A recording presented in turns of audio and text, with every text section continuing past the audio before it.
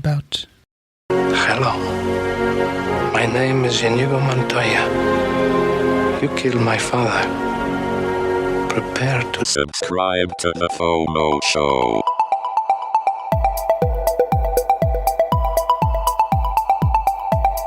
Broadcasting from Brisbane, Australia, this is the FOMO Show.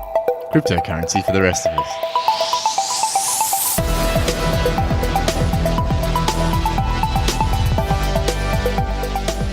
I'm Matt. And I'm Joe. And this is the podcast where you'll hear about cryptocurrency in plain English. We'll help you stay across the crypto world so you don't get the fear of missing out. You can visit us at FOMO.show. We've got guides in the progress of coming online, and we'll also have a glossary. So if anything we talk about doesn't make sense, just pull that up on our website, and we'll likely have an explanation. So today we're going to be talking about altcoins. So what are they? Why shouldn't you just buy Bitcoin? And we're also going to touch on Steemit and what it means to the blockchain in our new segment called Decentralise Your Life. And we'll also be taking a brief overview of IOTA, the revolution that no one, especially me, understands. How we'll go through some interesting pieces of news, and I think we've got a call coming in. Yeah, we got a couple of calls. We're going to check in with Jordan Cronje. He touched base with us earlier and just let us know that he's contactable. So excellent. Maybe he's still in prison, I'm not sure. And Dan the ICO Man also has a new opportunity for us. So we got a hot tip to watch out for there. Cool, let's get into it. So if you've never bought cryptocurrency before, you can check out our fresh guide at FOMO.show/101. It's got everything you need to know to get started with buying cryptocurrency, how to buy it, how to store it, how to send it, and links for everywhere that you need to go. So we'll be showing you how to do that. So if you check out FOMO.show/101, that's your easiest way to get into the cryptocurrency market. The methods we've got in there to purchase crypto are actually ways to support the podcast as well. So we normally try and make it so that you get something and we get something as well. So yeah, check it out. If you've got any questions, drop us a tweet or email us at FOMOshow@protonmail.com. So on the FOMO Show, we only recommend products that we genuinely use ourselves. Now, we have an affiliate link to sign up to Coinbase, where if you buy more than $100 worth of cryptocurrency, you and we will get $10 in cryptocurrency for free. So it's a great way of supporting the podcast. But so you can sign up to Coinbase at FOMO.show/Coinbase, and that'll take you there. Yep, and if you've got any more questions, just look at the guide. We really want it to be the place where you can go yourself if you're new, but also just send your friends too. So in this week's news, a story coming out of 12 News in Phoenix, Arizona. Bill Gates is building a smart city in Arizona. It's called Belmont, and it's 45 minutes west of downtown Phoenix. Not that I know where that is. And one of Bill Gates' investment firms spent $80 million buying close to 25,000 acres of land. Here's where it gets interesting. So, according to the news release, Belmont will create a forward-thinking community with a communication and infrastructure spine that embraces cutting-edge technology designed around high-speed digital networks, data centers, new manufacturing technologies and distribution models, autonomous vehicles, and autonomous logistics hubs, which is super exciting. So it's essentially just going to be an automatic city, pretty much. Yeah. They're going to just automate as much as they can and build it with that intention from the ground up. Wow, okay. Because I saw another article recently too about the Fords. They're putting exoskeletons in their employees, so that they can have like 60-year-old people that should be like nearing retiring age and mainly doing, jobs that don't require a lot of strenuous exercise. And they're literally putting a frame around them to augment their muscles and their movements so that they can do the work of like a 25-year-old. Without straining your back. Yeah, so it's interesting seeing Bill Gates talk about this, because there's a whole bunch of different companies out there that seem to be starting to think along these lines. I'm really interested to see like the blueprints and the specs. I mean, have they got any of that stuff out yet? Not that I've seen, but what really excites me is this whole autonomous logistics hubs idea. So now, if you've been paying attention to the news in the last few years, you will have seen Amazon drones. They've been talking about those. Uber more recently got in a partnership with NASA to develop some kind of a flying taxi, which will hopefully not crash while you're below it. And you've got, even Google had been working on their autonomous drones in Australia. I think they've been working on those. But all of this needs somewhere a testing ground, and it's, instead of taking an existing city and trying to fix it up with autonomous infrastructure, starting from scratch seems so much easier. Yeah. It's really interesting to see what might happen there. And that's essentially going to be a free market-esque kind of city too, isn't it? Like it's not going to be centrally planned in the same way that a lot of our other cities are. It'll be more like a blueprint from a company saying this is what we're going to do. I wonder how much this is going to be blockchain related too, because you would think with the focus on automation and doing different things automatically, they would be integrating as much blockchain technology as they could. And Microsoft are at the forefront of a lot of that. They really are pouring a lot of money into this blockchain innovation. So it seems that they're just going to use it as a testing hub for a bunch of different things. And I think Amazon are in the nearby area somewhere. So it would be interesting to see if they sort of jump on board as well. It seems like we're going to be seeing a city where all kinds of new exciting things are happening, and it's going to be one to watch. So that's Belmont in Arizona. Cool. Slightly less interesting point. So there's a freeway that's being built between somewhere and Las Vegas. Yeah. And this sits right on the middle of that. So it's actually going to end up being connected from another big city, maybe Phoenix. Wow, okay. Between there and Vegas. So Wasn't it's going to be Phoenix where they were testing a lot of those autonomous cars too? I can't actually remember. I think it may have been. Yeah. But wow. so either way, like you're probably going to see with all the tech conferences and expos that happen in Vegas, we may even just have, like when they have all those, CES or not, is it CES? One of them the CES. tech shows. Yeah. So we might see Mercedes' future concept self-driving cars being demoed in this new looking city. Yeah. And that will be sort of this whole fantastic place where they're sort of testing it out. It's an exciting time. If they don't regulate it to hell. We can trust the government not to do that. So, mate, you saw some pretty interesting stats recently, didn't you?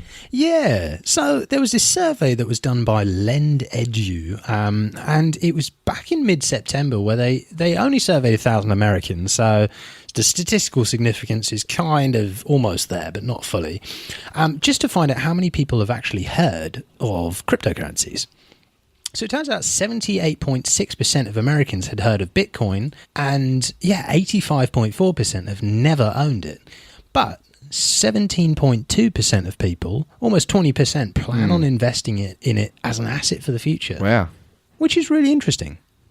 But you've also got 54.6% who have no intentions to own Bitcoin even in the future. Is that because it's got a bad reputation? I think there's still, like, just from my conversations with a fair amount of people, especially like older people who've been investing in more traditional investments or just listen to mainstream media or whatever. Right.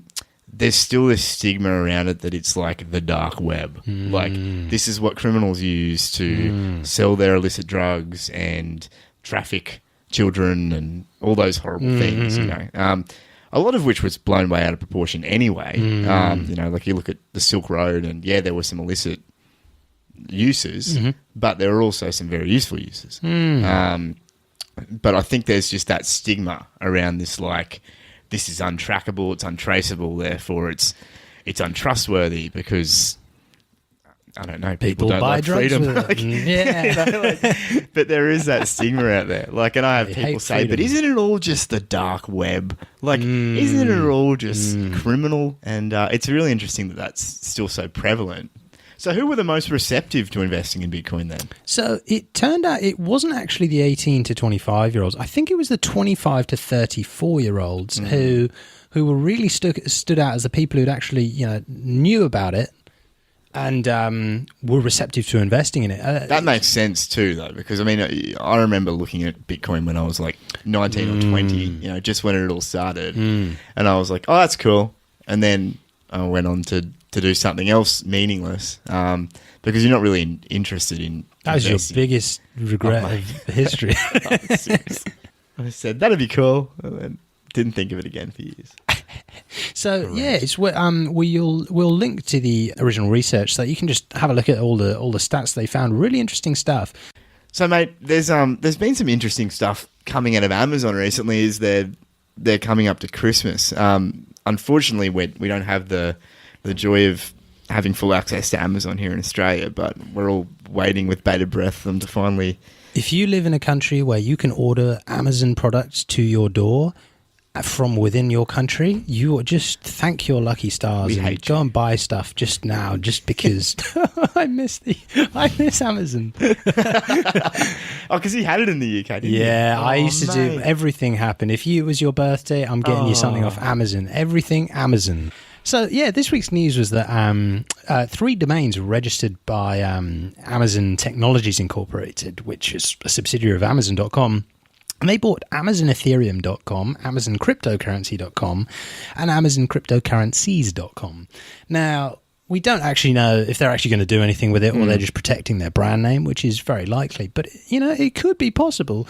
Weren't you saying that Amazon had a coin of their own? Yeah. So Amazon have Amazon Coin, Right, which you can use to buy apps, as currency in their games, I think. Right. And then they've also obviously got the Amazon gift cards and their rebates and everything else they give you, which is essentially just a credit in your account. So it's a digital value. But it's not a big stretch because everything's already online there to see them expanding that out and saying, well, we've got this digital currency that you can use on our entire platform, especially with the rise of cryptocurrencies. I think, they're probably watching this. I mean, Jeff Bezos, he's innovating wherever he can. So I don't think it's a big stretch to see them saying, well, we're just going to have our own currency. And you think about it, I mean, Amazon have that much market dominance now. It would likely be quite a strong and stable currency because it'd be backed by the company itself. Because it's there in a near monopoly status on That's right. online shopping, so it'd be a good move for them. The next item is Bitcoin has been ranked as the 32nd largest currency by physical money supply. So this is from an article that came out of Cointelegraph last week. And it was basically Jameson Lopp, the lead developer at BitGo, basically calculated that Bitcoin would rank 32nd globally for its value in circulation. So he created a clone of one of these global indexes which looks at the amount of money supply in each country and all that, and basically ran the calculations, which suggested, Bitcoin is number 32. So considering the recent growth in the last week, it may have even moved up to position 31, which would take it above Finland. Wow. Which is kind of exciting. It is. It means it's getting some real traction. And I mean, there's only so long that people can not take it seriously before they've got to start saying, well, okay, this is quite a major player on the stage. And I mean, 32nd in the world, that's bigger than the majority of countries and their currency that's in circulation. I do wonder about how they've defined currency in circulation, though, because obviously a lot of what goes on in direct debiting from banks, and automatic transfers to different accounts and everything like that, automatic payments.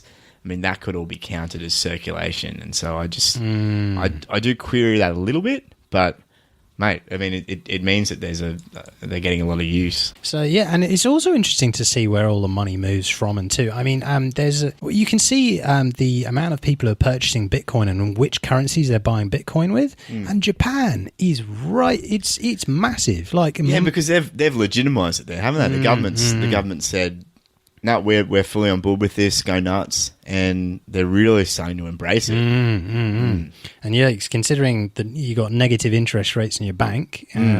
It's more and more attractive. I mean, the Japanese know what they're doing, mate. They're 10 years ahead of the rest. You go to Japan, you see technology that I've never been to Japan, but you see technology that's like way ahead of the rest of the world there. And, they're where we're going to be in 10 years. Yeah. So if they're into Bitcoin now, watch that space. That's right. Mate, you saw a post on Reddit recently that caught your eye, didn't you? Yeah, so I was having a really productive internet session where I was just going on Reddit, basically. And in the cryptocurrency subreddit, there was a really interesting post by a chap called The Grinder, which Which is a lovely name. Shout out to the Grinder. So the Grinder wrote, every time I try and unsubscribe myself from this subreddit, it just sucks me back in. The whole crypto world just seems like a bunch of clowns driving cars with no lane definitions. The cars are on fire and everyone is panicking. Good coins are crashing. Ethereum Classic is up huge. Bitcoin Cash is up huge. So much drama for such stupid arguments. Literally, coins are being forked and created for essentially minor tweaks in the code, yet billions of dollars are flying around. And then he says, what a friggin' dumpster fire we've become. At least Monero is up. At least I can hang on to that small sliver that makes sense. I hope we don't have to deal with this nonsense throughout 2018. Then he says, we need trading pairs with US dollar, not Bitcoin, not Tether. We need to do this so that each coin can do its own thing and not have to suffer all the drama and manipulation. And that's a really interesting point. We were talking about it before the show, that everything we do is denominated in Bitcoin. And what that does, apart from the fact that it's massively affected by the huge swings in Bitcoin, is that it lends Bitcoin legitimacy. So it essentially says, because you were the first real cryptocurrency, we are going to do everything based on what you do. And how much you're quote unquote worth, and obviously the worth of Bitcoin is then tethered to the US dollar. It's measured against the US dollar. Yeah.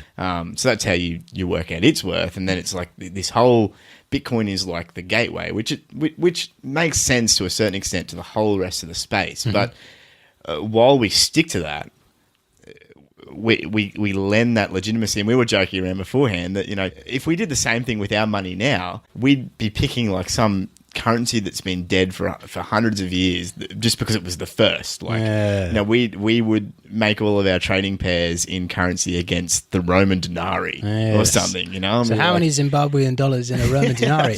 You wouldn't do that. No, you don't. And like the reason the Roman denarii died out, apart from the fact the empire died out, was because it got subsumed by better systems, and that's what happened. And we're seeing this now with, the Bitcoin versus Bitcoin Cash argument, because people are saying, well, Bitcoin, yeah, it's got this original code, but like you've got Bitcoin Cash over here, which has a bigger block size and less transaction fees.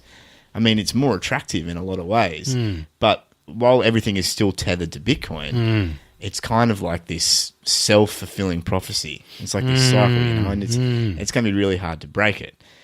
But there are other issues with tethering to the US dollar as well. The issue with tethering to the US dollar is that you're essentially still then tying yourself to the fiat money system. And I mean, we've seen we've read all the media around this recently, or in the alt media anyway, that the US dollar is not in really good shape either. And there could come a time when that destabilizes quite significantly as well. And if we tether everything to that, then we may be affected by its fluctuations too. But at the same time, it's a lot more stable than Bitcoin, isn't it? So I guess in some senses, you can see why they would use, Bitcoin as the default trading pair, because then everything is within the crypto sort of bubble. Well, it's all in its own little world. Yeah. And it fits with the whole narrative of, eventually not being reliant on fiat at all. But the problem is that you're not allowing these cryptos to stand on their own. Yeah. A lot of the time they are, in our opinion anyway, better currencies than Bitcoin. They're more complete. They have more features. They've got easier development. If something needs fixing, it can just be fixed. Like what he's saying about hard forks is true. Like you've got these big coins that are getting forked because people can't agree on minor tweaks, and it's causing huge destabilizations in the market and adding and subtracting value. I mean, you got to take a step back from it and go, yeah, this is all a bit silly. Like, how can anyone watch this and take it seriously? Because if you're a totally neutral observer, you've just stepped in and you've seen, okay, so there's Bitcoin, and then 4 or 5 weeks ago, someone just took Bitcoin, made a direct copy of it, and said everyone who's on Bitcoin now has one of these Bitcoin Cash tokens. So for every Bitcoin you have a Bitcoin Cash token, and then all of a sudden this token is shooting up in value, and now it's at beyond $1,500 US, and you've just seen all of this money come out of nowhere. Yeah. And to a new person into this, you're like, this is crazy. Yeah, people I are should not be investing allowed. billions and billions and billions of dollars in this. Ridiculous. It's very exciting, though. It is exciting. And obviously, once you get into it, you understand why. People are investing in the technology, although a lot of people are speculating as well. But there's a reason why there's a lot of money coming into the space, and it's because people see the potential. It's just unfortunate that potential is tempered by the fact that there are still so many issues, and we're still figuring all this out. Baby steps, baby steps. Cool. So this week came across a really cool stock screener, really cool tool, and it's called Bitscreener. It lets you filter cryptocurrencies by a number of really useful metrics. I say useful metrics. It's nothing new, but the options that you have in the drop downs can help you to find some really interesting cryptocurrencies out there. So if you go to bitscreener.com and then just go to the coin screener, which you can see in the navigation, there are a bunch of drop downs where you can basically add together all these filters to search for exactly the type of cryptocurrency you're looking for. So you can say, oh, I want something that's got less than $50 million in market cap, so it's still quite small. You know, you can say, oh, I want a certain amount of volume every 24 hours. So I want, you know, at least $100,000 in volume in the last 24 hours. You can select, oh, I want something that's been around for at least 2 years. I want something that's, made at least 5% in the last month. So there are a bunch of different drop-down options here, and you selecting that, it will cut down the list of cryptocurrencies and make a really nice usable list for you.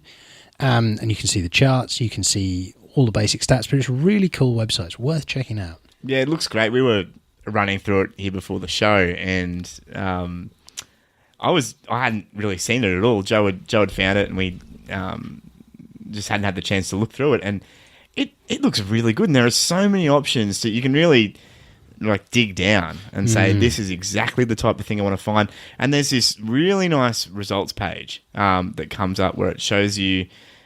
It can either show you like a quick summary of everything, a list of all the. Yeah, or you can pull up like the most notable ones from your search, and you can see a whole bunch more about them. So you can see the chart over time. You can see all their market cap details, the circulating supply, the change in price from 1 hour all the way through to 6 months. And then it actually has a summary down the bottom. So you can actually see what the summary of the coin is and work out whether it's something you would actually be interested in or whether it's just a scam coin or something. So if you're looking to get into a bunch of different cryptocurrencies, but you're just not sure which ones, really worth taking a look at bitscreener.com and just messing around with the filters, see what you can find. So we've had sporadic contact with Jordan. Previously, when we had contact with Jordan, he was in a Venezuelan jail. So he'd actually contracted some Somalians who he got to build Zimbabwe coin for Mugabe, which is a previous cryptocurrency he was involved in.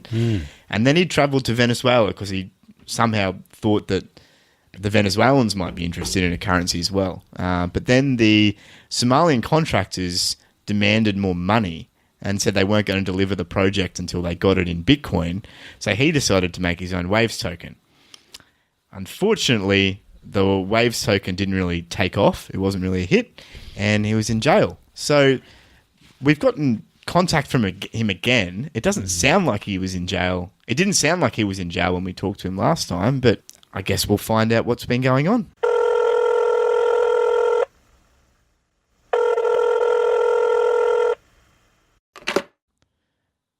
Jordan, do we have you? Yes, Matt.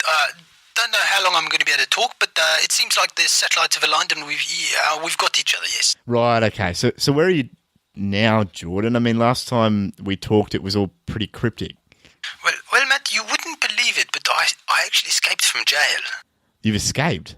Yes, Matt. But boy, you should have seen it. It was like the action movies with Jean-Claude Van Damme. I was incredible, dodging guards, leaping through buildings, running through the holes the Somalians had left, and What? Wait.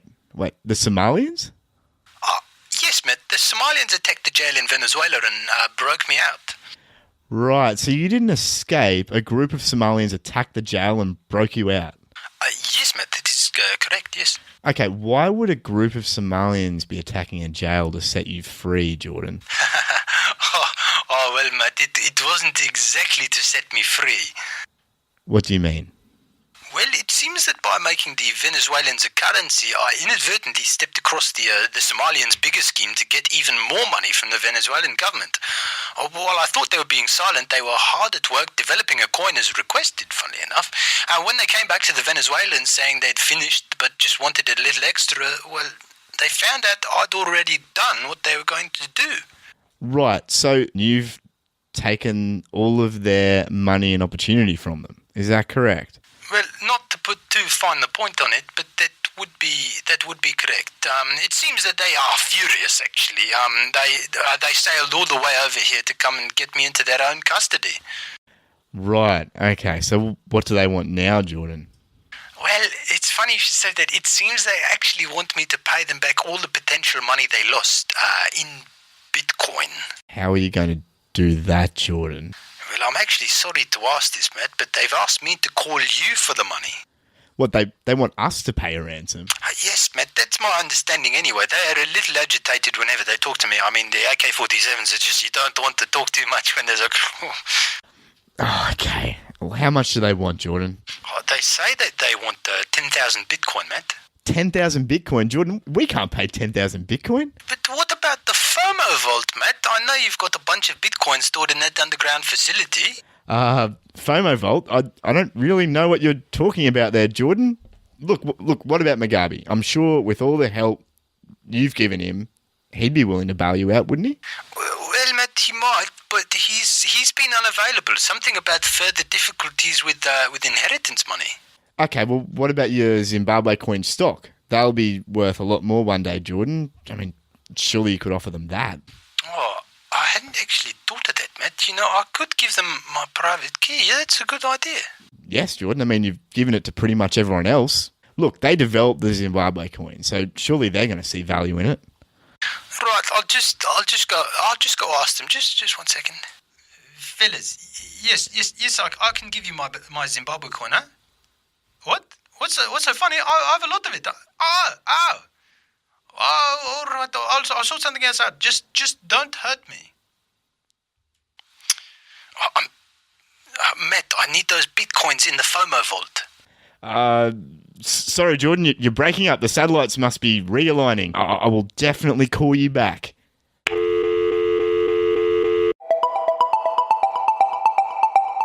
I genuinely I'm a bit worried about Jordan, to be honest with you, because he's been going downhill for a few weeks. I mean, first off, he was in South Africa. That was fine with us. Yeah. You know, doing his reporting from there. Yeah. He was in China before that. He was in China, then he goes to South Africa on holiday, then he ends up in Zimbabwe. Yeah. And then he gets involved in some nonsense with some dictator freedom fighter who's trying to liberate. Patriot. Yeah. And then he's trying to make something new for Zimbabwe and help the economy flourish. Yeah.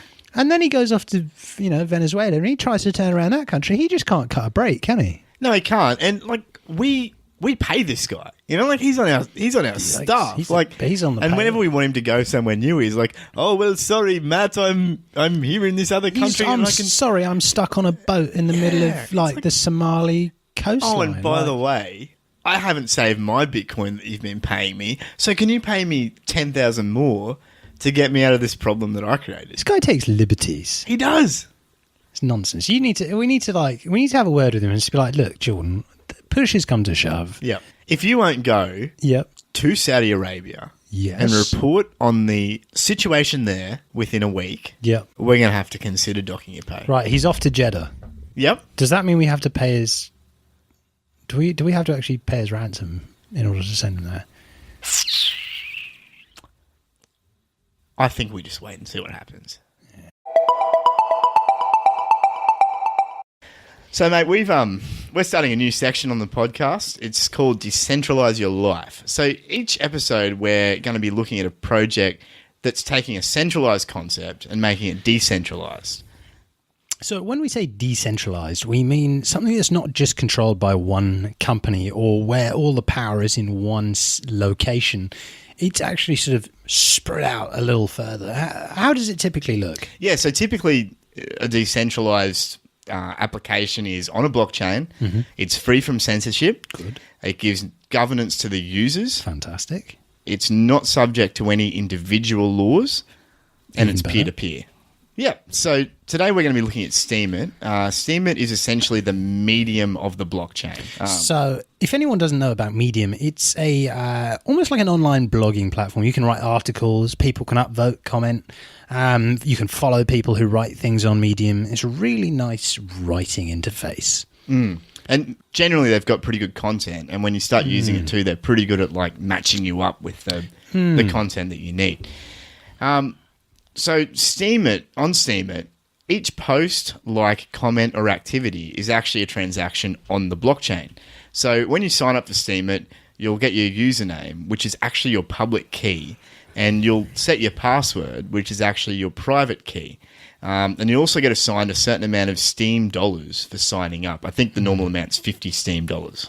So what really makes Steem different to a lot of other things out there is not only the fact that it's on a blockchain, it's actually that you can get paid for your contributions. So if you write an article, if you write a comment, and people decide to upvote and tip your posts, you can actually get paid for your contributions. Yeah. So Steemit actually handles many more transactions than Bitcoin or Ethereum combined per second because of the structure of the blockchain. So it's very impressive in the fact that it's one of the most active blockchains, is it, by number of I think quote it's- unquote transactions? Yeah, I think it's actually by an order of magnitude too, like the most transactions on any blockchain anywhere. And it's the first sort of blockchain-based sort of social network system, isn't it? Yeah, it is. And I think there is some desire there to branch out. They might actually make themselves more like a social media platform. I mean, there are elements there that are very social media-like. For example, your dollars that you tip is kind of like upvotes. So you can go to like a trending section and see like the most upvoted articles in that section, which makes it a bit more like Reddit in some ways. But yeah, it's built by the BitShares and EOS creator, Dan Larimer, and we've talked about him before. What is really exciting about Steemit, in case the spelling sounds really weird, it's STEEMIT, Steemit. And what's really interesting is you can go onto the Steemit front page and you can actually see how much people are getting paid for the articles that they've written and other people have upvoted. And it's really, really interesting. And yeah, so some people actually solely make their income now on Steemit. So you'll see quite a fair bit of travel blogs, technical posts. Some people serialize their content, so they make their content quite regular. And there are people that actually do nothing else but develop posts for Steemit now. And that's how they make their income. There's also, it's really interesting, they're taking the technology now and they're taking it even further. There's what's called DTube, which we'll cover in another episode, which is essentially a video platform that does a similar thing. So instead of being a platform for blog posts, it's a platform for media, like YouTube. So, mate, what are some of the pros for people using Steemit over, say, Medium? So, firstly, apart from the monetary gain that you can make from posting to Steemit, it's censorship free. The governance is by the users, and it's not by the controllers with the users of the platform. They're not watching you. They're not watching what you do. They're not tracking your behavior like platforms such as Facebook, where they see every like and every. They're not following you in that creepy sort of way. There are no ads, which is great. And it's decentralized, which is what this section is all about. That's right. But there are some downsides, though. What are the downsides you've come across? Yeah, look, so it's not as feature-rich. Medium and Facebook and everything else, obviously it's developed by a company for profit, and they use that money to expand their features and try and keep their market share. So it's not as feature-rich. But in saying that, it is open source, and there are a fair few things on there that are quite different to what you'd find on a lot of the other platforms. I think it's a lot easier to be found simply because it works purely on what users are wanting to read as opposed to who's being promoted at the moment on the platform. But I guess like you've got the good and the bad with Steemit, because it can be a bit of a cesspool. Yeah. As you've said before, you can see a lot of bad articles out there that are just not worth the time of day. Yeah, it's kind of like reading 4chan or like the third page of Reddit, like in a random subreddit sometime. Like there is a lot of stuff that just becomes background noise on there. And you have to really put some effort in to find the good stuff sometimes.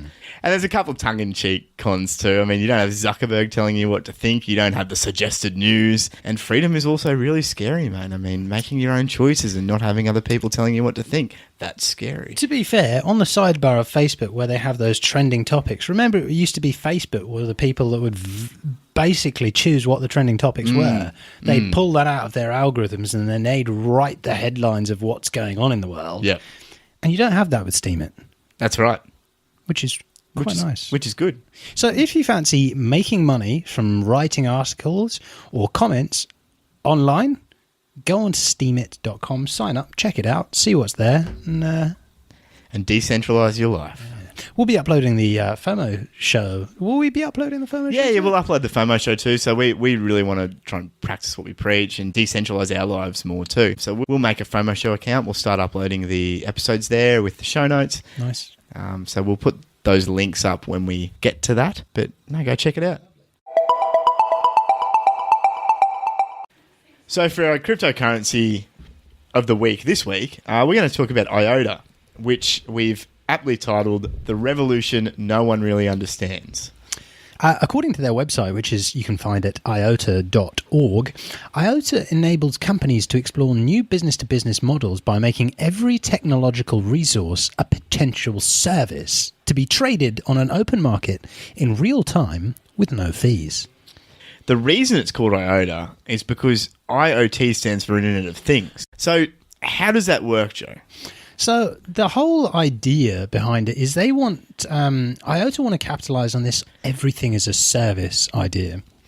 So on their website, they've written, while the whole world has adopted the sharing economy in areas like driving and accommodation, so they're talking Uber and Airbnb, so the way that those systems work, IOTA enables a whole new realm where anything with a chip in it can be leased in real time.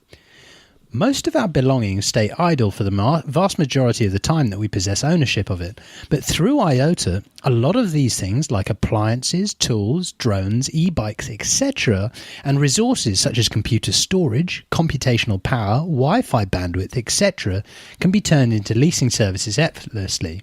And then it says, the vast majority of use cases has not even been thought of yet. Yeah, so essentially what they're doing is they're saying that we are going to plug a whole bunch of Internet of Things devices into this network, and we're going to use those devices to essentially host the network without anyone even really realizing that they're doing it. And I've heard the creator talk about this before. He said that what they're planning on doing is eventually building this capability into every microchip. Wow. So anything that has a connection to the internet can host part of the IOTA tangle. And if you already you can connect the new fridges, you can connect toasters and all sorts of things to the internet. Why you would want it connected to the internet, I'm not entirely sure, but they're building functionality into that stuff slowly to do updates and whatever else. But imagine that for every household, you had like even just one Internet of Things enabled device, that's potentially 3-4 billion devices that could be securing the network, and it would be incredibly low energy because it would be using stuff that's already in existence, and it would mean that to hack the network, you would have to get another 4 billion devices or the equivalent power of those devices to even think of tackling the network. IOTA is essentially a blockless distributed ledger. So unlike literally every other currency out there in the cryptocurrency space, IOTA isn't technically on a blockchain. And what it actually is built upon is something called a tangle. And this is what enables 0 fees. So that's the second key point of IOTA, is that it has 0 fees. According to their white paper, they say that the main idea of the Tangle is the following. To issue a transaction, users must work to approve other transactions.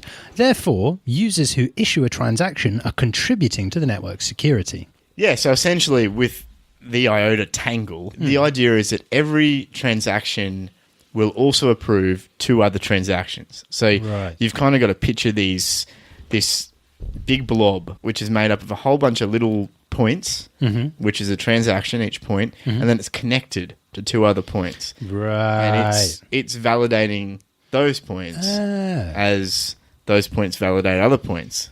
And it just kind of moves out into this tangle. It's a really exciting concept because 0 fees totally change the game as far as cryptocurrency is concerned. It means that microtransactions are way more feasible than they would be. Because I mean, if I'm sending you $3 in Bitcoin, I have to spend another $4 in transaction fees. That's right. So it's not really feasible to do microtransactions. No, like especially with Bitcoin, there's like a minimum point where you want to be spending. Otherwise, it just is not worth it financially at all. And if you build a system on it, the system's just not going to work. It's going to shut down. And that's really the thing that IOTA is taking an aim at. So through this Tangle, what is really interesting is that you can actually transfer data, and you can also transfer messaging through this Tangle system. Meaning you could send an encrypted message via this system, but it also could potentially enable some form of smart contracts or some way of passing through code data, possibly via this Tangle. Because, I mean, if you can pass data through, that means that you could make different programs work together via this Tangle, which is a really interesting idea. And it also allows for voting and e-governance, which it seems to be a trend with a lot of these coins, but it's more and more important that these coins are actually putting the power in the hands of the users rather than the people who built the currencies. So another thing it does is it makes this Tangle more resistant to quantum computer attacks. Now, in this computing space, one of the biggest threats and one of the biggest things people are really worried about is the power of what's called quantum computers. And these are computers that don't operate on traditional principles. They operate on a quantum level, okay, which we're only just really beginning to understand. But what a quantum computer would be able to do is, for example, just to give you some idea of the power of these potential computers, is that it would be able to mine around 17 billion times more efficiently than a classical computer on the Bitcoin blockchain. Which is a sea change. Which is ridiculous. Like the amount of computational power is orders of magnitude more than a normal computer. I mean, when you read about it in the news, I mean, people are saying that the first country to have a full working quantum computer will dominate the world, because with a quantum computer, everything is just unlockable in front of you. I mean, your enemy's secrets are just unlockable. So it's a very dangerous sort of time, but it's a big threat to cryptocurrencies as well, because all it needs is one Google or IBM employee or even a US Department of Defense employee who knows their way around one of these confusing machines. It could actually potentially make themselves hundreds of millions, if not billions, by trying to either mine or even just crack these systems. Yeah, because essentially, at the end of the day, it all comes down to the encryption, and your private keys are protected by encryption. And that's how you sign your transactions on the public blockchain. And if someone can crack that or reverse engineer that, which is possible with these quantum computers, and that's what people are really worried about, then all of a sudden, it's a public ledger. Like, you have accessibility to literally everything. And if someone, for example, cracked the Bitcoin network right now, you could just move every piece of money from every wallet. You could. Elsewhere. You wouldn't even need to attack the network with a 51% attack. You just send it all to a different account. And that'd be it. I mean, obviously, there'd be some arguments that would make it completely worthless. I may have just wet myself slightly. It's something that really needs thinking about. And that's what IOTA is saying. They're saying, well, we've actually come up with a method that might even be better through the Tangle. So they've said in their white paper that by limiting the transaction weight, so that's the part of the transaction that makes the validation, that apparently gives the Tangle much more protection against an adversary with a quantum computer when compared to the Bitcoin blockchain. So they're not saying they're going to be totally quantum proof, but they're saying it's going to be much harder to attack something like the Tangle than on IOTA than it would to attack Bitcoin. There's some other cryptocurrencies that are looking at quantum resistance. There's a few other ones. There's Quantum Resistant Ledger, which is a project that's looking at doing it. They're still working out their technology, they're more saying we're researching this, and their eventual goal is that we will be quantum resistant. There's another one called Quantum, right? Which I believe are doing something similar. So there's a few people saying, yeah, look, we're aware of this. We know that this is coming in the future, and we're actively trying to deal with it now. And yeah, like you just think of it, the effect that a breach on one of these big blockchains could have could be catastrophic. There's so much value stored up in this right now. I mean, in a few years' time, there's going to be even more value stored up in all this stuff. All it would take would be one big security vulnerability with no real fix. Like if the system itself was not resistant to quantum computing, it could mean the whole thing goes kaput. Curtains for us, isn't it? Yeah. So it is a really big topic, and it's something that does have a lot of people worried. So how big is IOTA on the grand scheme of things? It's got a market cap of around $1.6 billion at the moment, which does sound like quite a bit relative to all cryptocurrencies. It's quite a small amount. And you can currently get an IOTA at around 60 cents each in US dollars. Yeah, so it's one worth looking at because with zero transaction, that has a huge potential, especially for like micro transactions, whether it's in little mobile phone games or wherever else it might be. It has a really, really interesting idea. Free transactions. I love that. Yeah, and look, the idea that they're going to be able to plug it into almost any device, and then if they can make something that's relevant for pretty much anyone with a device, be possible that everything will run on the IOTA network eventually. So something really to look at. Hot on the heels of several large sponsored ICOs and a prominent figure in the blockchain community literally marketing a subscription which costs several thousand US dollars a year to his newsletter as a Bitcoin giveaway, he calls it, it's time we checked in with our ICO source, Dan the ICO Man, for his latest hot take. Let's give him a buzz.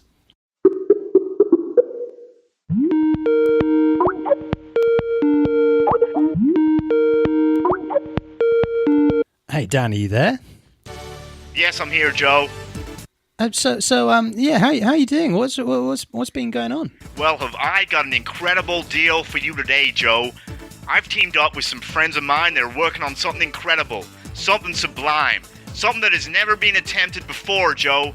I'm getting hot under the collar so much I'm dripping sweat. Someone get me some deodorant, Joe. Wow, this is exciting. So what do you have for us today, Dan? Well, Joe, I have a once-in-a-lifetime, never-to-be-repeated offer. This is the top dog of the ICO world, the creme de la creme of the token traders, the big business. These guys are decentralizing, automizing, and categorizing all in one, Joe. They call it Mystique. Mystique? Yes, that's right, Joe, Mystique. Remember that name because it will be up in lights everywhere you look, Joe. NASDAQ, Dow Jones, Mystique. Close your eyes and think of it. Whisper it to yourself at night. The biggest thing since Enron and the invention of the pyramid scheme is here right now, Joe. What is it? It's a brand new platform, Joe, the everything platform. You think Ethereum was ambitious? Ha! This is bigger. Think Tezos promised a lot and charged you even more? Ha! These guys are about to create so much hype, even Jamie Dimon will be opening his wallet and throwing money in his monitor, Joe. Wow, okay, so what will it do? Didn't you hear, Joe? Revolution. No time for details. Right now, Mystique are offering a 50% off pre-sale. Get in now. It's cheap as chalk, Joe. You only have to give a minimum of 20 Bitcoin, Joe. 20 Bitcoin. They're guaranteeing at least 3 times your investment, and you can take that to the bank, Joe. The Bitcoin bank on the blockchain. Right here, Joe. Wow, sounds like a guarantee you can't beat then, Dan. Beat? No one beats Dan the ICO Man, Joe. Get your subscribers in quick. Gotta run, Joe. Mystique, get in. Well, that seems to have been Dan the ICO Man. Look, he's nothing if not excited. He's got a real energy to him. There's some people just have boundless energy. They can get knocked down 1,000 times, lose all their money twice, go bankrupt and sell your house, but they've still got that energy. That's right. But there is a reason that we're not linking anything Dan the ICO Man spruiks in the show notes, isn't No, we won't. We'll keep our subscribers safe from that.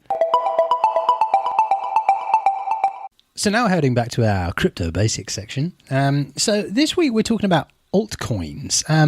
What are they? Why are they important? And shouldn't I just buy Bitcoin?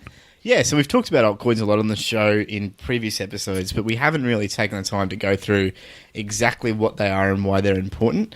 So we thought now would be a good time to really explain what this whole concept of altcoins is and how they fit into the ecosystem and why you probably shouldn't listen to the Bitcoin maximalists who say Bitcoin is the only thing to buy and there's nothing else that's really relevant. So the term altcoin came up when other cryptocurrencies starting to spring up, just breaking the Bitcoin dominance back in the day. And now, while Bitcoin has always been the dominant currency, over time, people have looked at Bitcoin and they've just seen that things can be done better. Originally, people would just take the code from Bitcoin, they'd copy it, and then they'd start their own blockchain. And it was really just many people's programming projects. But soon, some of those projects grew. People started to create their own communities. People said, I want to be involved as well. I like this. And things started to really take off. And these coins started to become quite relevant. Now, early on, it was driven by a lot of people who just wanted new things to mine. I mean, back then, it was much easier to mine cryptocurrency on your own computer. Why isn't it so easy now? Oh, regret. But yeah, back in the day, it was because, I say back in the day, a couple of years ago, it was just because people wanted new things to mine. But as the exchanges took off, people began to trade. So most currency innovation really now comes from altcoins. And you've got to ask yourself, well, what is an altcoin then? So usually an altcoin needs its own blockchain, first of all. That's the really important thing. It needs to have its own blockchain. Right. So tokens, you can't really class them as altcoins. You more put them in the separate category of tokens or ICOs or securities. Altcoins usually have their own team. That team is actively working on improving the blockchain, and they usually have a point of difference. There are a lot of clones out there or other versions of the same thing, but obviously the altcoins we pay the most attention to are the ones that have an active team and have something that they're doing that's quite different and they're not really copying anyone else. So why are altcoins important then? Yeah, so just like we have a number of fiat currencies, the crypto space has a number of cryptocurrencies. So altcoins give you the choice and they have different use cases. For example, Bitcoin, its use case is that it's a distributed ledger, so everyone can see all the transactions. But what if, say, I wanted to keep my transactions private? What if I didn't want people knowing where I was sending my money and if they figured out my private key, what I could do with it? Well, there's altcoins for that. So you've got Monero, you've got PIVX, you've got Zcoin, and these are all privacy-focused altcoins. So they all use different ways of cloaking your address. Some of those ways almost overlap between them, but they're their own sort of unique projects at the moment. And while they're still allowing the blockchain to validate your transactions, they all do it in different ways, different pluses and minuses. So just take us through one of those. Yeah, so for example, PIVX, which we've made no secret is one of our favourite coins. So PIVX is a proof-of-stake coin. What that means is that you get rewards simply for having it and having your wallet open to the network. Right. Now, that's quite unique because most privacy coins are mineable coins, so they're proof-of-work coins. Right. So they use the work that someone puts into hashing things to secure the network and to dole out rewards. And PIVX actually said quite early on, they put their flag in the ground and they said, we're going to take the zero coin protocol, which is a privacy-focused protocol that only works with proof-of-work coins. They said, we're going to take that and we're going to put it on the proof-of-stake network. And a lot of people said, no, it can't be done. You can't do it. You can't have a masternode coin, which is what PIVX is. This is a big goal, yeah. Yeah, it's a massive goal. You can't have masternode, proof-of-stake, and zero coin. It's just not going to work.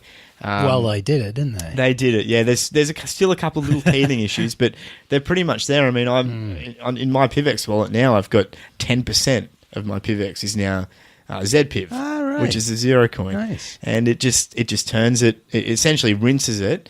And what it means is that you can make transactions on the network that are validated by the blockchain. So the blockchain knows that they're real. It doesn't let you double spend, but people can't just go and look up that transaction and say, oh, well, there was money coming from here, here, here, and here, and here, which is quite useful because it's similar to how we pay for things in cash now. You know, like I don't think there's anything wrong with wanting to.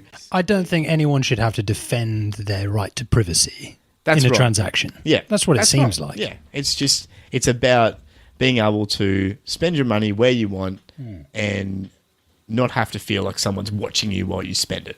And then you've got different coins, as we were mentioning earlier, you know, ones that are looking at quantum resistance as a point of difference. So there you've got IOTA, quantum resistant ledger, and you've got Qtum. And they're all looking at the future.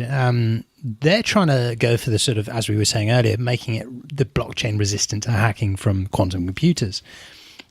And then you've got platform coins. So what do we mean by platform coins? Yeah, so platform coins are essentially blockchains that come with a platform. So the currency normally just forms one part. The coin normally just forms one part of the overall architecture. Right. So what they normally do is they expand the utility of that blockchain. So you've got things, for example, like Swarm City, Ethereum, Waves, which we've mentioned quite a bit on the podcast. And they all have separate elements to them. So, for example, Ethereum has smart contracts. Waves has the ability to spin off tokens. And Swarm City are looking at creating decentralized marketplaces and systems that all transact with the Swarm City token. So what altcoins really do is they give you currency choice. So remember, we talk about investment a lot, but the biggest thing you can do with a currency is spend it. Yes, you can put it in the bank, but that currency really has no value unless it's spendable and you can transact in it. Now, while Bitcoin is clunky and it's hard to spend in smaller amounts because the transaction fees are huge, other altcoins are focused on doing everything a little bit better.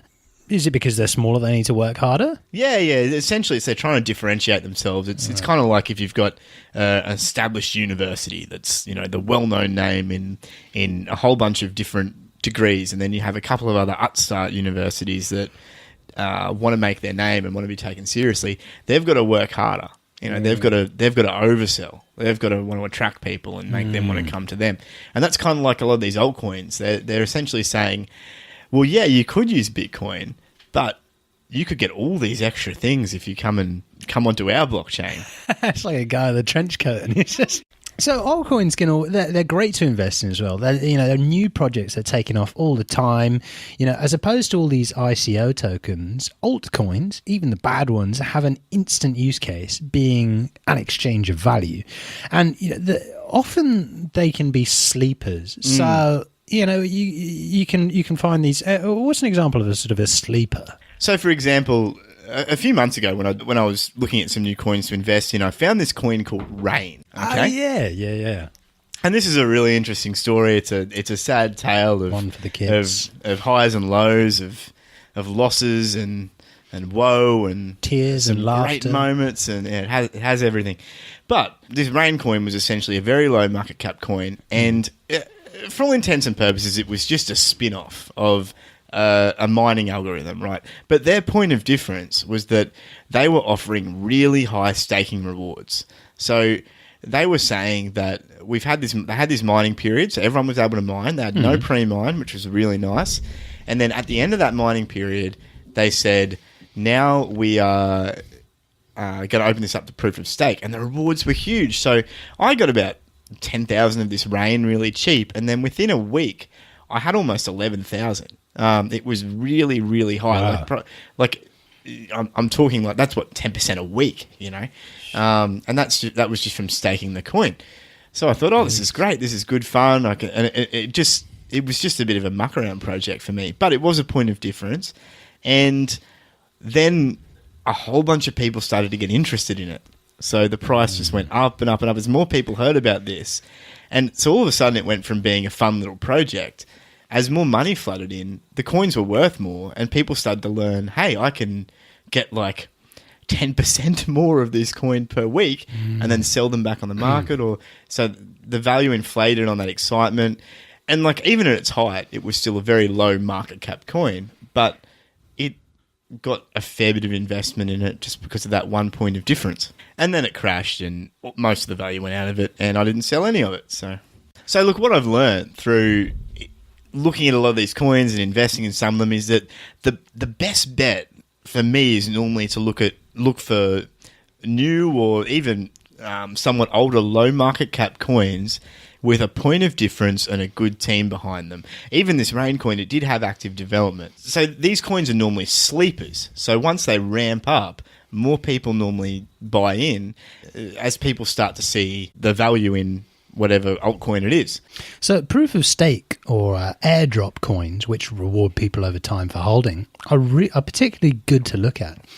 But we would say don't invest in something you don't think has any use or potential, because a lot of people are trading and speculating and all that nonsense. But at the end of the day, unless you're good with trading, but even then, a lot of these traders who are out there tweeting and all this and the other, they're just not making money. Some people really are, but we don't recommend in just trading on it because you often can't see what's going on in the market. Yeah, and look, I think speculating too, while it has its place for some people, it robs you of a lot of the fun and the real value in investing in this stuff. Because what I normally find is when I invest in something, if I do some research and I see that they've got a good team and that there's some potential in their project, when I buy in, that's like an active step of me saying, I actually kind of believe in this and I want to see it do better.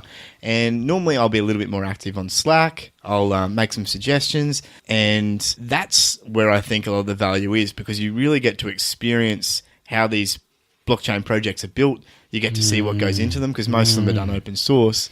And yeah, I think it's just it's just better overall. It obviously depends what your motivations are. But so you're saying that there are these diamonds in the rough out there, and you just got to have a look for them. Yeah, they're out there, and I think they're the ones that need our support. The big guys, they've already made it. But there's some really good teams out there that are trying to do some really good stuff. And yeah. So what are some of the sort of indicators in an altcoin that you like the look of? What are those sort of indicators that you're looking for? Yeah, so I normally look for an active team. So what you want to normally do is log into the GitHub profile for that coin, and you can check how many commits they've had, how often they update, who's working on the coin.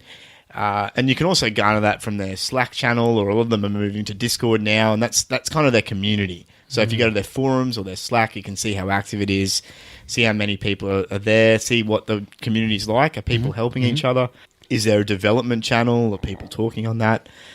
There's normally a roadmap. If there's not, that raises some alarm bells pretty quick. But look at the roadmap, see where they're going, see if you think it's something that's achievable. Imagine asking them to just chuck the map out the window. We don't need those things. You can also look for a white paper. Look, it's not essential. It's good to have.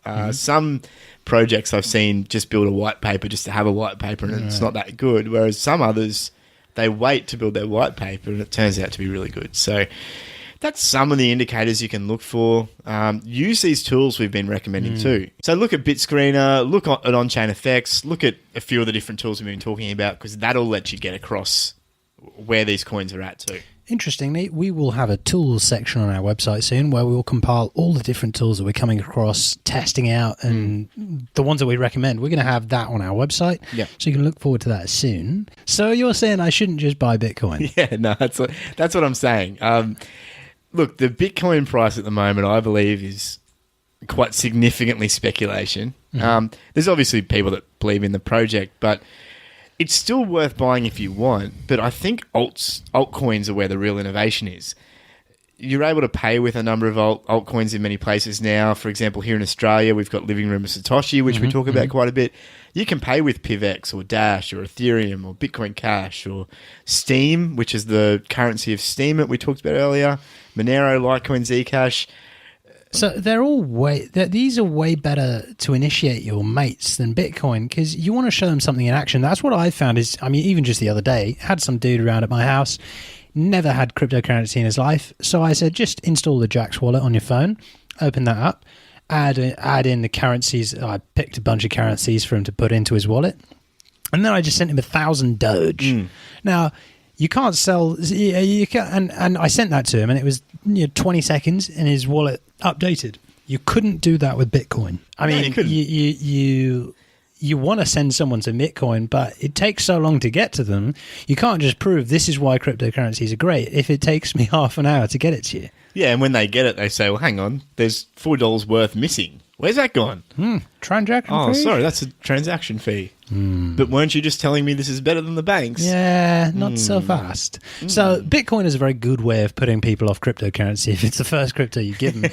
And that's what these alts really have that gives them a chance to shine. I mean, PIVX, for example, with such a rapid block time, you could say, with such a rapid confirmation time, I can just click send and you get it, and you're just like, wow, crypto is amazing.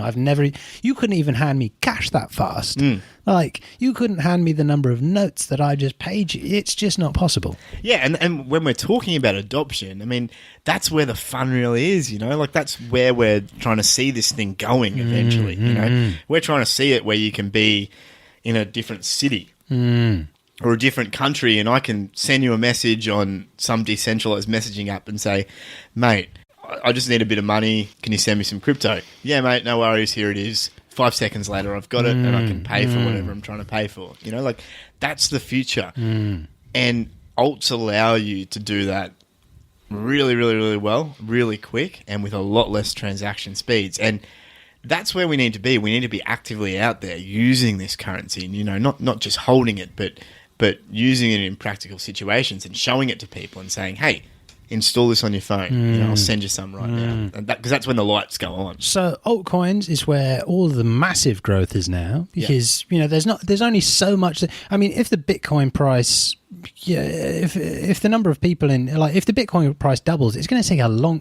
It's not going to be overnight when it doubles. The price of Bitcoin doubles, but a lot of these altcoins are much smaller and they're much more volatile, and they won't be forever. But it's exciting. Yeah, it's exciting, and you can, if you invest in ones you actually like the look of, you can feel like you're actually contributing. Because if enough people, get that ball rolling, and people see, wow, that's shot up 100%. I'm going to check that out, and they see these guys have it together. They're a good team. They've got a real use case. You can contribute that way. There's other ways you contribute as well, but they're a real adventure. Altcoins. That's what I love about it. Like, every day you're finding out about a new altcoin, and it's like, oh, what's this one doing? And they're doing something new. And there's a bunch of different ways you can fit in. If you want to mine more, you can start on a few altcoins where you actually get regular rewards. If you want to stake, like a lot of the coins I like, there's a bunch of altcoins out there which you can stake on a little computer, like a Raspberry Pi or something, and you can get rewards for them. If you want to trade, you can research altcoins and invest small amounts in each. That's quite good fun. We do a fair bit of that ourselves. It's it's a bit of a laugh. It's good fun, and especially when you start doing it on exchanges, and even like coding. If you want to get involved in coding crypto and make that something you can do, many of these altcoins are open source. So if you put your hand up, it's likely that they'll be more than happy to let you help. Yeah, if you make your contribution, say, look, this could work, see what happens, yeah.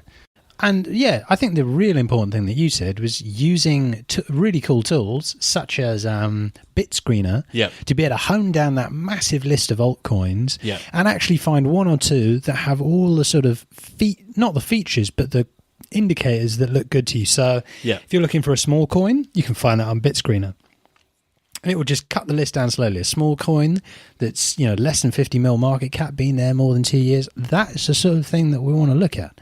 So Bitscreener, if you're using that in tandem with these, trying to find altcoins, trying to find things to invest in, because they've got that blurb there too. I mean, that is really helpful. That is, because you can get like a snapshot of the project right there on the screen. Like, you can get your shortlist and see, well, I don't reckon that one would be that great. But so there are not many other sites that actually put a shortlist of all of the types of things that you want to look at with detail and a chart and a paragraph saying what it's about. Bitscreener is a real winner. I wish I found this sooner, to be honest. Right. This is great. So we've already featured a few on the show over the last few episodes, and we'll keep doing it. Now, over time, we're going to start adding these bits onto our site so that you'll be able to sort of see which ones we've talked about, see which ones we're saying are interesting, which ones we like the look of. And yeah, if you want to know more, jump on our Slack, which is our sort of online messaging system that you can find at fomoshow.slack.com, because alts is something that we discuss quite a bit. Awesome. Well, mate, that's pretty much the end of the show for us. If you know someone who might enjoy listening to the show, please feel free to share this with your friends. You can find us at fomo.show. The website's starting to take shape. We've got a Start Here page, which is where you start. We're going to have our Buy Crypto page, which you can find at fomo.show/101. Why should people come to our Buy Crypto page? Well, why not, really? There's not much else going on, is there? And it's not like you could be on Reddit or the internet or having fun. No. The point is, if you've never purchased cryptocurrency before, if you've never got your hands on it and you'd just love to give it a go, or if you've got someone who you'd love to give a guide in how they can get into cryptocurrency, just send them to fomo.show/101. Yeah, we've done our best to try and make it as easy and accessible and simple as possible, simply to get people initiated, to take that first step into the crypto world, get into Bitcoin, which is a gateway to everything else, and then we're going to be building that out. We're going to start trying to cipher them off into the altcoins, which we were talking about. We're going to start trying to point people towards projects and, securing their wallets, securing their crypto in an actual wallet as opposed to a multi-currency wallet and all that kind of stuff. But the goal with this is to essentially be a jumping off page that we can continuously expand and improve. Yeah, so keep an eye on that. You can jump on our Slack to ask us any questions at fomoshow.slack.com. You can follow us on Twitter at _FOMO_show. Do send us tweets. And Facebook at facebook.com/TheFOMOShow. We're also going to have a YouTube channel soon. Hopefully it'll be up around the time this podcast airs, but we will put that in the show notes as well. Cool beans. And yeah, that's it for us at the FOMO Show. Thank you so much for joining us. I'm Matt. And I'm Joe. And as always, remember, no FOMO.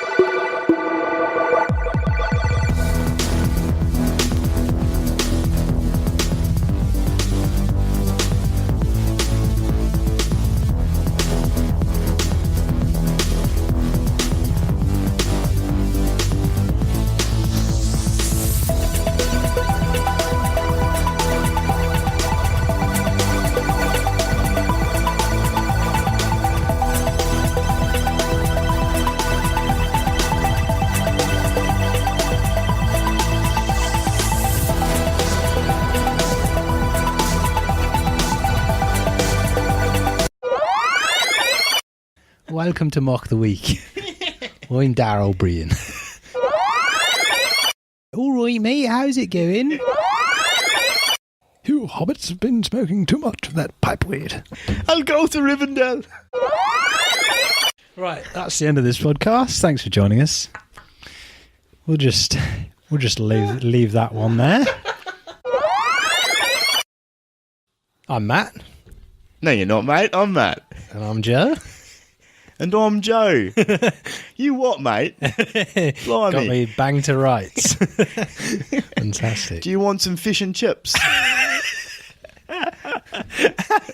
How very dare you? I would. I'd love some. Welcome back to Two Rusty Nails, a room full of dogs.